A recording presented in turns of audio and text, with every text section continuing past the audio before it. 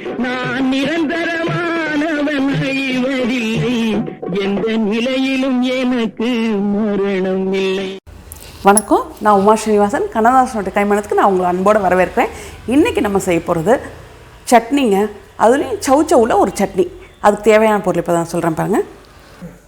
தேங்காய் ஒரு அரை மூடி, சின்ன மூடிங்க தேங்காய், அதில் ஒரு அரை மூடி, 2 வெங்காயம் மீடியம் சைஸில் 2 வெங்காயம், ஒரு சவுச்சவு, கொத்தமல்லி ஒரு கைப்பிடி அளவு, பச்சை மிளகா 4 எடுத்து வச்சுருக்கேன், புளி ஒரு சொலை,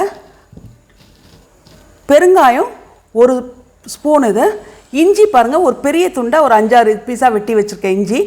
அப்புறம் உளுந்து வந்து 1.5 டேபிள் ஸ்பூன். எண்ணெய் காஞ்சிருச்சுங்க.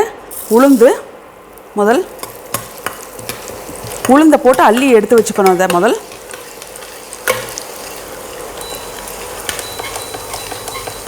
பாருங்க, உளுந்து வறுபட்டுருச்சு. இதை நம்ம அள்ளி வச்சுக்கலாம், உளுந்தை மட்டும் தனியாக.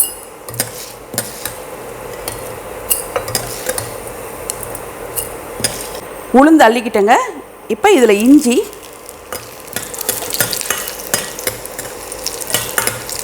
நல்லெண்ணெய் தான் ஊற்றிருக்கேன் நான் இந்த சட்னிக்கு. இப்போ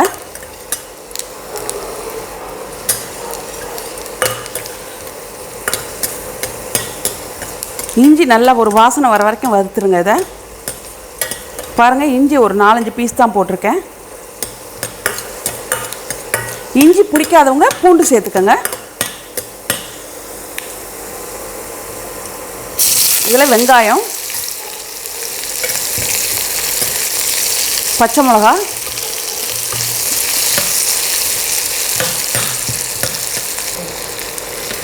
இப்போ இதில் பெருங்காயத்தூள்,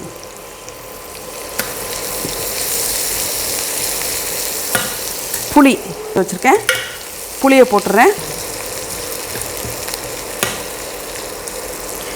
புளி வந்து ஒரு சின்ன லெமன் அளவுங்க, ஒரு சொலை இல்லை, நான் தப்பாக சொல்லிட்டேன், ஒரு சொலைனா கம்மி, ஒரு சின்ன லெமன் அளவு நான் எடுத்து வச்சுருக்கேன் புளி. ஏன்னா புளிப்பு வேறு எதுவுமே போடல, இது மட்டும்தான்.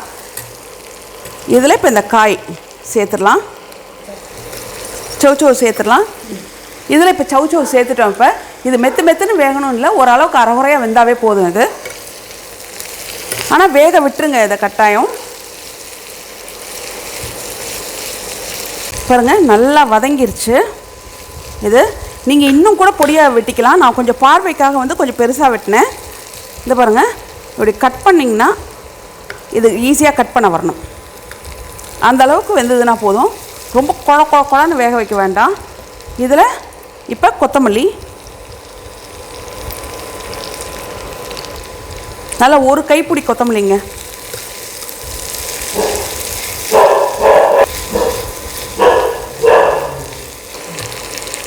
இதில் தேங்காய்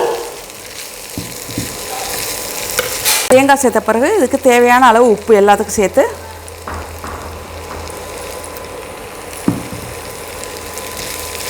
லெமன்னா வந்து பெரிய லெமன் இல்லைங்க, குட்டியாக வருதுல்ல லெமன், இவ்வளோண்டு லெமன் குட்டியாக, அந்த அளவுக்கு தான் நான் புளி, அந்த அளவு தான் லெமன் சொன்னேன். புளி வந்து அந்த அளவுக்கு சேர்த்தா போதும். இன்னொன்று, நீங்கள் வந்து புளி உங்கள் இஷ்டத்துக்கு, நீங்கள் ரொம்ப புளிப்பாக வேணுங்க நல்லா புளிப்பு சேர்த்துக்கலாம், இல்லை கம்மியாக வேணுங்கிறவங்க கம்மியாக சேர்த்துக்கலாம். புளி மட்டும் உங்கள் சாய்ஸ்க்கு விட்டுறேங்க நான் இதில். அவ்வளோதாங்க இது. இப்போ இந்த மாதிரி வதக்குனதை வந்து நைஸாக அரைச்சிக்கோங்க, முடிஞ்ச வரைக்கும் நல்லா நைஸாக அரைச்சிக்கோங்க. அதுக்கப்புறம் கடைசியாக இந்த உளுந்தை போட்டு கரகரன்னு அரைச்சி எடுத்துக்கோங்க. நல்லாயிருக்கும் இந்த சட்னிக்கு. ஏன்னா சாப்பிட்ற நேரத்தில் முதல் நைஸாக அரைச்சி வச்சுட்டு சாப்பிட உட்கார்ற நேரத்தில் இந்த உளுந்தை கொட்டி ஒரு அரை டர்னு இதில் வந்து 2 வாட்டி 3 வாட்டி போட்டிங்கன்னா போதும். அந்த மாதிரி போட்டு எடுத்திங்கன்னா நல்லாயிருக்கும் சட்னி. ஒரு அரை அரைச்சி எடுத்திங்கன்னா போதும், உளுந்தை போட்டு ரொம்ப நல்லாயிருக்கும். இப்போ ஆற வச்சு இப்போ அரைச்சி காமிக்கிறேன் பாருங்கள். இப்போ சவுச்சவு சட்னி ரெடி ஆயிடுச்சுங்க. அரைச்சிட்டும் வந்துட்டேன்.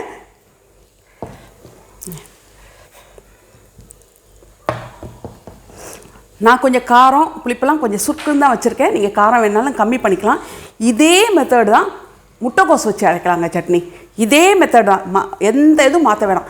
சவுச்சவுக்கு பதில் முட்டைக்கோஸ், அவ்வளோதான். முட்டைக்கோஸை வச்சு இந்த மாதிரி சட்னி அரைக்கலாம். ரொம்ப நல்லாயிருக்கும், வித்தியாசமாக இருக்கும். உங்களுக்கு சாப்பிடும் போதே ரொம்ப நல்லாயிருக்கும். உங்களுக்கு இது பிடிச்சிருந்தா லைக் பண்ணுங்கள், ஷேர் பண்ணுங்கள், சப்ஸ்கிரைப் பண்ணுங்கள், பெல் ஐக்கான் பட்டனை கிளிக் பண்ணிடுங்க.